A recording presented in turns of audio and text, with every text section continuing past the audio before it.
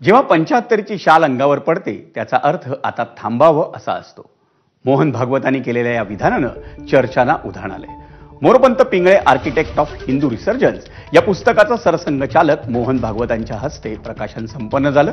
त्यावेळी मोहन भागवत यांनी मोरोपंत पिंगळेंच्या 75व्या वाढदिवसाचीही आठवण सांगितली.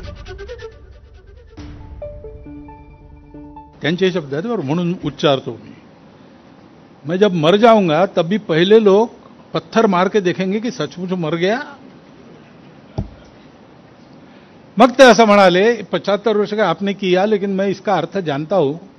75 वर्ष की शाल जब उड़ी जाती है तब उसका अर्थ यह होता है कि अब आपकी आयु हो गई, अब जरा बाजू हटो, हमको करने दो.